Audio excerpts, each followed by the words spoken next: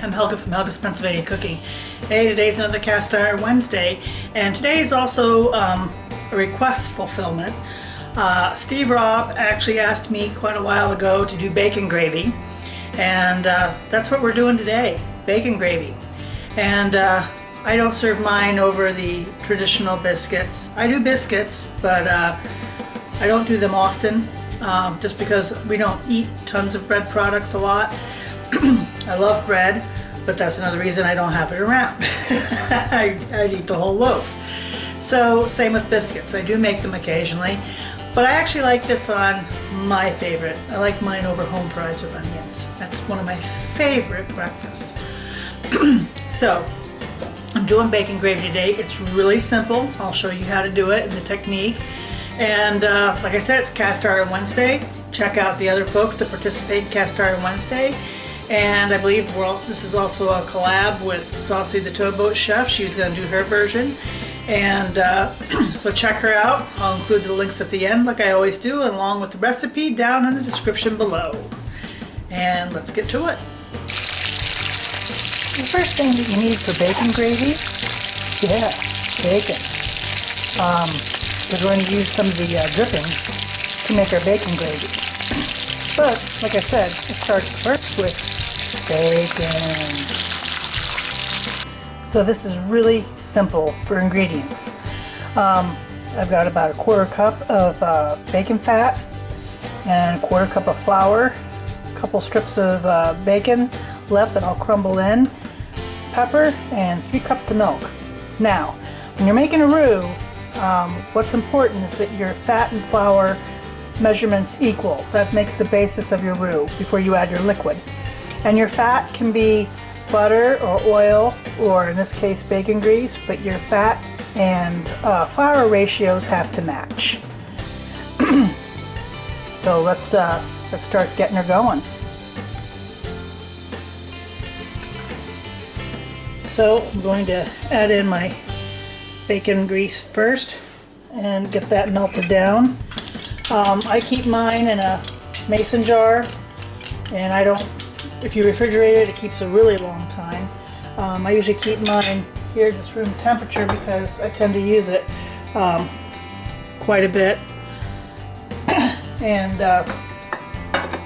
that works just fine. And then we're going to stir in our flour, and we're going to keep whisking this until it's properly incorporated.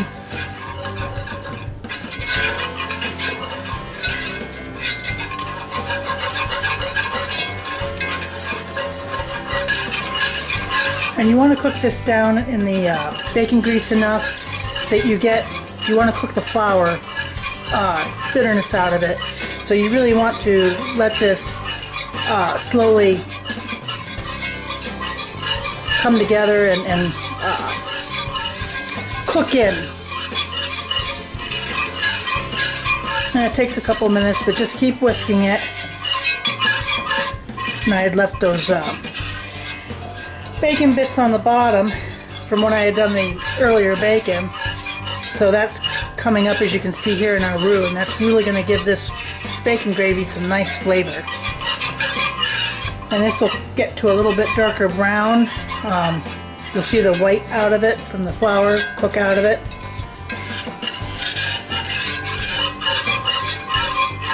And I'm doing this over medium heat. Okay, we're at the point now, it's getting nice and dark here. I'm going to slowly start adding my milk.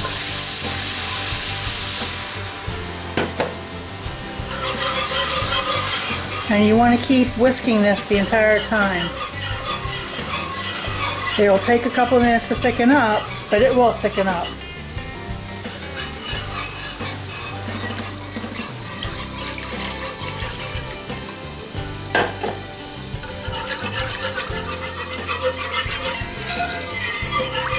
Just keep whisking like this as it starts to thicken. And while I'm whisking this, I'm going to throw in some pepper, because I like a little pepper in mine.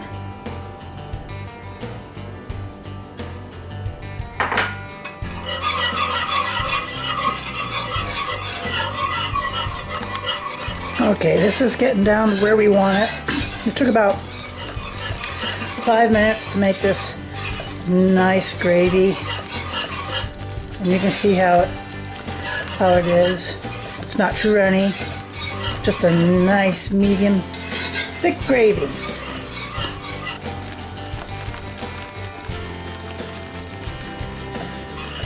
So I'm going to pull this off the fire, and you know what comes next?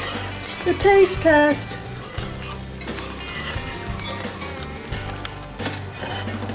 So there's my bacon gravy, and I got some fried taters, some fried red potatoes, and we're going to make some magic happen.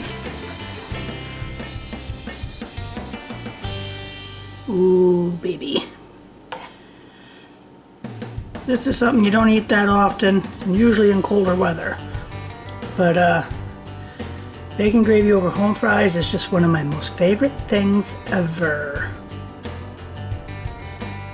Time for the taste test. So here you go, you can see it. It came out, you know, pretty much perfect. That's a pretty good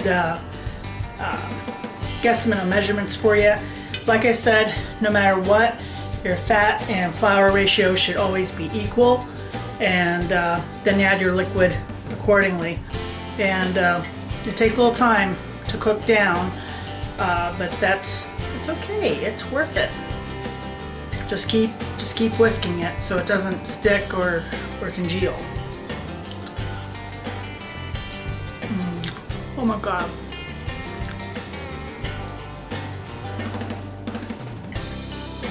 That is just a little bit of heaven right there, I'm telling you.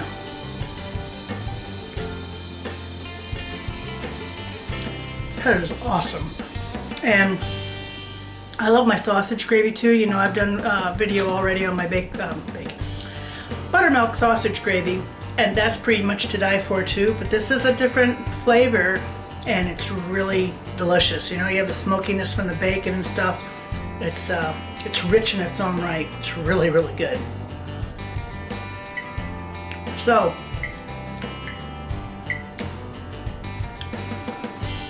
don't throw out your bacon fat. You don't have to use much of it, and it comes in handy for so many things, whether it's veggies or gravies or whatever.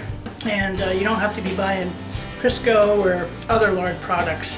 And the flavor is just phenomenal. So phenomenal. This is going to be gone.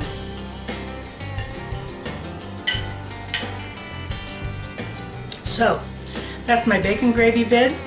Another Cast Iron Wednesday. Like I said, Cast Iron Wednesday was started by Native Tears. Check out the others that do Cast Iron Wednesdays.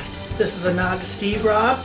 Check out Steve Robb Reviews, because I know he had wanted this recipe, and also Salsa the Towboat Chef, because she's doing her own version of this.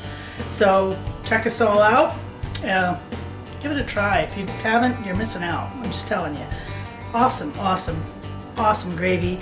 Wonderful on biscuits, wonderful on Texas toast, great on home fries. So, that is my bacon gravy. Enjoy. Like, subscribe, and join me next time here in Helga's Pennsylvania Cooking.